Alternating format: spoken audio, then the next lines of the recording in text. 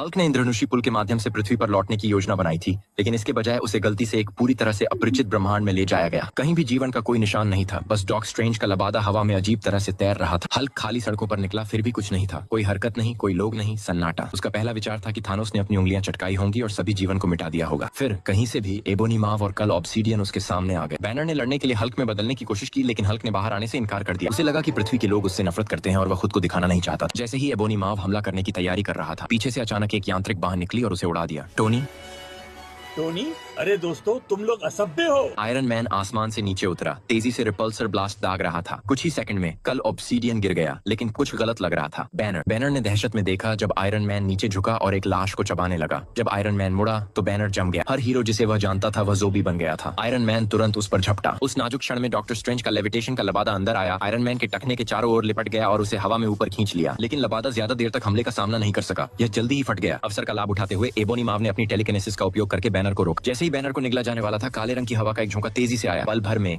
Doctor strange और ebony माव दोनों कंकाल में बदल गए। आयरन मैन अपने कवच की बदौलत बच गया और बैनर को खत्म करने के लिए आगे बढ़ा, जब तक वास्प अचानक प्रकट नहीं हुई। इससे पहले कि बैनर पूरी तरह से समझ पाता कि क्या हो रहा था, स्पाइडरमैन ने उसे जाल में फंसाया और उसे आसमान में खींच लिया। मुझे खाओ, शांत रहो, मैं बस तुम्हारा पड़ोसी हूँ। हाँ, तो फिर उसका क्या हुआ? तभी वॉचर प्रकट हुआ और उसने सच्चाई का खुलासा किया। 2 हफ्ते पहले हैंक पिम अपनी लापता पत्नी की तलाश में अकेले क्वांटम क्षेत्र में गए थे। उसे वह मिल गई, लेकिन वह क्वांटम ज़ॉम्बी वायरस से संक्रमित हो चुकी थी। पिम भी संक्रमित हो गया था और अनजाने में वायरस को अपने साथ वापस ले आया था। 24 घंटे के भीतर प्रशांत नॉर्थ वेस्ट में अराजकता फैल गई थी। एवेंजर्स ने तुरंत लामबंदी की, प्रकोप को रोकने की कोशिश कर रहे थे, लेकिन लड़ाई के बीच में कैप्टन अमेरिका पर पीएम के एक छोटे जोबी संस्करण ने हमला कर दिया। जैसे जैसे अधिक से अधिक नायक संक्रमण का शिकार होते गए, पृथ्वी पूरी तरह से जोबी सर्वनाश में बदल गई।